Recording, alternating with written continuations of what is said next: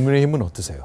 네, 이 선거는 부산시장, 서울시장의 성범죄로 인한 보궐선거입니다. 국민들이 치르지 않아도 될 선거를 하는 것이고, 우선 국민들은 그 민주당 시장들의 도덕성, 성범죄, 이 또 굉장히 심각한 문제 아니겠습니까? 여기에 대한 심판이 있어야 될 거라 생각하고, 미래 비전이라는 측면에서도 그렇습니다. 저희 이번에 뭐 가덕도 신공항 논란이라든가 또 해저터널 논란이라는 걸 보면서 이분들이 정말 미래 비전이 있는 것인지.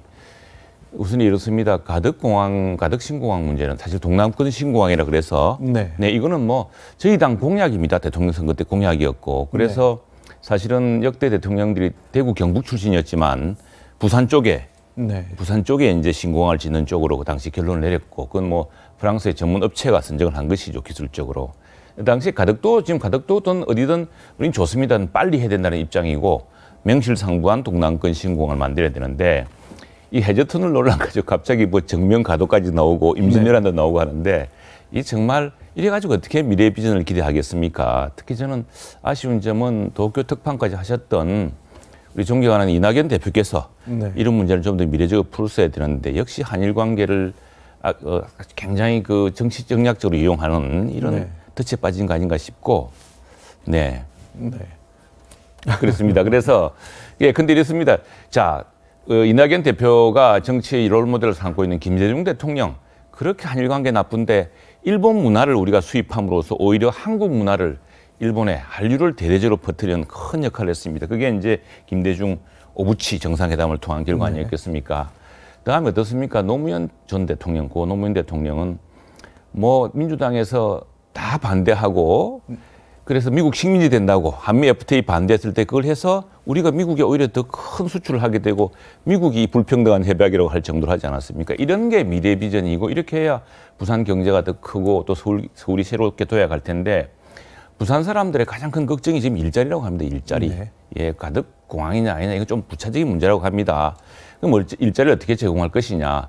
가장 큰 중요한 것은 2030년 부산 엑스포를 성공적으로 유치하느냐 아니냐에 관계에 있습니다. 이건 신공항을 언제 개항할 수 있느냐와도 관계가 있거든요. 왜냐하면 2030년 그 유치를 하려면 2025년은 오사카입니다. 2030년 부산인데 그 결정이 2023년에 납니다. 쟁쟁한 도시와 경쟁하고 있습니다. 그런데 이 도시는 제대로 된 국제공항을, 아직 큰 관문공항을 2030년에나 만든다고 하면은 그게 유의하겠습니까? 그래서 저는 이 속도의 문제, 이 관문공항을 빨리 개항할 수 있는 것을 저희 당은 집중하겠다는 것이고, 그다음에 해저터널 문제만 하더라도 해저터널 검토요. 이거 옛날도 했지만 오구돈 시장도 검토했다고 합니다. 부산시에서도 해서 지금 우리 그 김종인 대표가 비대위원장이 이야기했던 그 뭐 일자리 얼마는 게 옛날에 부산시가 부산대 산학협력단과 용역을 해서 맺은 그 보고서입니다.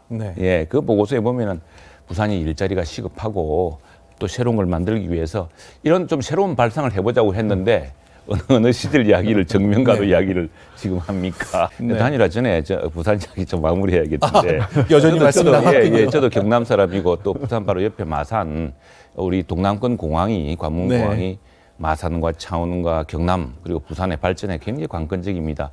분명한 사실은 2012년에 이 논의가 시작됐는데, 그때 이걸 가장 주도적으로 이야기했던 분이 박근혜 대통령의 싱크탱크 좌장이었다고 했던 서울대학교 이승훈 교수였습니다. 명예교수, 매시경제학을 하신 분이고, 이분이 다른 사람들이 수도권 공항으로 촉하다 그랬을 때 동남권의 공항이 필요하다고 이야기하신 거고, 그런 관심사가 있었던 것이, 또 하나는 이제 속도의 문제입니다. 이게 2030년 그 이후까지 미룰 문제가 아니고 항공 물류가 굉장히 중요해졌습니다. 그래서 그 속도를 빨리 한다는 것도 중요한데, 그리고 지금 이제 우리 이낙연 대표 때 서운한 것은, 아니 그렇게 중요한 문제를 총리 시절 최장 총리실 동안에 뭐 하시다가 지금은 교통부도요, 지금 변창흠 장관 된 뒤로 다시 말을 뒤집고 있습니다. 그리고 국토위의 여당 간사위원도 이 공항 이거 언제 제대로 될 수 있겠냐고 걱정하고 있는데, 그래서 그렇습니다. 그래서 이 문제 우리 걱정을 더 많이 하고 있고요. 동남권 성장에 정말 최고의 중요한 이슈입니다. 다시 단일화로 돌아간다면은 부산이든 서울이든 단일화 중요하고, 저희들은 이렇게 봅니다. 팀 오브 라이벌스, 지금 굉장히 쟁쟁한 사람들이 붙었습니다. 부산은 부산대로, 서울은 서울대로, 전 서울시장 출신, 또 전직 여당 원내대표, 또 신진들, 또 뭐 유일한 우리 당 서울구청장, 이렇게 매력적인 사람들이 많이 붙었기 때문에, 그리고 여기 또 이제 안철수 대표와 또 금태섭 전 의원 간에 또 다른 게 있습니다. 그게 합쳐서 이제 빅 매치가 될 텐데 이런 걸 통해서 저희들은 다양한 능력을 시민들에게 선보이고 근데 여당에 갈 건 아니지만 여당은 딱 두 사람밖에 안 나오죠. 다 아는 사람입니다. 근데 우리는 새로운 매력들을 보이고 새로운 능력을 보일 분들을 많이 선보이고 그걸 또 1대1 리그전으로 해서 다 보일 게 있기 때문에 그 과정을 거쳐서 최고의 사람을 뽑으려고 합니다. 네. 이게 탄핵이라는 것은 그렇습니다. 탄핵은 법률 위반 또 헌법 위반의 중대성을 따지는 것이죠. 탄핵은 고노무현 대통령 탄핵이 됐었죠. 국회에서는. 그러나 헌법재판소의 결론은 그것이 그만큼 탄핵을 할 만큼 중대한 사안이냐를 가지고 이제 탄핵을 기각했던 것이고 이 문제가 그렇습니다. 조금 전에 이낙연 대표도 말씀하셨습니다만 그렇게 중대한 문제였다면은 진작했었어야죠. 진작했어야 되는데 지금 이낙연 대표도 최근에야 이제 이 문제가 알았다는 거 아닙니까? 그건 꽤 오래전 일입니다. 임성근 사실 그렇게 하면 안 되죠. 판사가 남의 판사 문제에 대해서 이렇게 저렇게 하면 안 되고 그건 잘못됐다고 그 부분을 우리가 두둔하려고 하는 게 아닙니다. 임성근 판사의 행위가 잘못됐다는 거는 국민의힘도 동의한다는 거군요. 그건요. 그런데 이제 이게 법원에서 1심 판결에서 그 무죄가 났지 않습니까? 근데 판결문 중에 보면은 다른 판사의 일에 대해서 가입하는 것은 좀 위헌적이다라고 결론이 그 이야기 있었던 것이고 이걸 가지고 이제 판사를 탄핵할 수 있느냐? 그 정도로 중대한 문제에 대한 인식 차이가 있는 것인데 저희들은 오히려 이제 대법원장을 더 문제 생각하고 있었습니다. 오래전부터. 그런데 바로 탄핵이라는 것은 꽤 신중해야 된다는 생각 때문에 절차를 진행하지 않았죠. 그런데 이런 겁니다. 지금 임성근 사건뿐 아니라 지금 그 국민들이 지난 4.15 총선 때 선거무효 소송을 126건을 제기했습니다. 뭐 투표함이 이상하다 뭐하다. 그럼 시시비비를 빨리 가려버려야죠. 금방 할 수 있는 거거든요. 1심으로 끝내야 됩니다. 6개월 만에. 근데 아직도 하나도 안 하고 있습니다. 이것만 해도 그건 대법원만 할 수 있는 거거든요. 대법관이 할 수 있는 것이고 대법원장이 책임자입니다. 근데 그걸 이때까지 지연하는 것은 국민의 기본권에 대한 침해다라는 점에서 굉장히 심각하고 편향적 판결, 이 대법원의 판례도 문제입니다. 최근의 판례. 그다음에 그 편향적인 인사 이런 것들 문제인데 여기에 이 문제가 겹친 겁니다. 우리가 이제 녹취록 반문이 나지 않았습니까? 이 문제 찾는 것은 지금 이낙연 대표도 몰랐다고 할 만큼 그 문제가 탄핵 논의가 없었습니다. 근데 지금 그 녹취록에 보면 뭐라고 나오냐면은 아니 지금 정치권에서 이렇게 난리인데 난리가 아니었습니다. 몰랐으니까 이낙연 대표도 몰랐고 그런데 난리인데 내가 너 사표를 받아주면 내가 정치권에 뭐가 되겠어라는 것은 대법원장으로서 있을 수 없는 이야기죠. 말하자면 이 탄핵을 발의했던 젊은 소장 판사들, 이른바 우리법 연구회원이 하는 뭐 이탄희 의원이라든가 이런 분들하고 내통하지 않고서는 그 눈치를 보지 않고서는 할 수가 없는 이야기 아니겠습니까? 그래서 오히려 중대성의 문제를 따로 봐야 되고 이 문제에서 더 큰 책임을 져야 될 사람이 누구냐라는 것을 저희들 묻는 것이지 지금 우리 전 의원님 말씀하신 것처럼 판사도 탄핵받을 수 있습니다. 네, 제가 그 대부분 이야기할게요. 왜냐하면 이 부분은 사실은 진짜 심각한 문제입니다. 이 사법개혁법부가 얼마나 심각한 상황에 있는지를 말씀드릴게요. 자, 녹음해서 이 고발한 사람이 누구냐면 이탄희 의원입니다.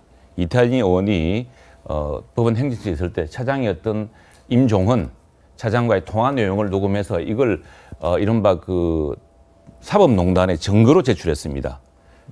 그러니까 이 법조계에서 이 사람들이 지금 내 말을 녹음해서 이렇게 악용하는구나라는 것을 배워준 사람이 바로 이번에 이 탄핵을 발의했던 이탄희 의원이고 그래서 저분들도 이건 내 말이 불리하게 쓰일 수 있어. 나도 내가 앞으로 이런 근데 그 구두절미해서 했을 경우는 자기 당할 수 있지 않습니까?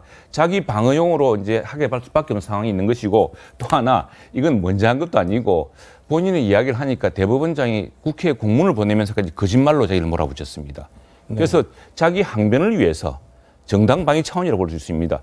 아니, 내 사실은 있다. 근데 그러니까 녹취를 시작하는 문화가 좋은 문화는 아닙니다. 아닌데 이런 문화로 상대방을 공격하고 탄핵하고 했던 것을 시작한 사람이 바로 이탄희 의원이고 그런 의미에서 아까 제가 내통이라는 표현을 썼습니다만 아니 여당 대표도 잘 모르고 국회에서 문제되지 않던 것을 대법원장이 왜 걱정을 합니까 그걸?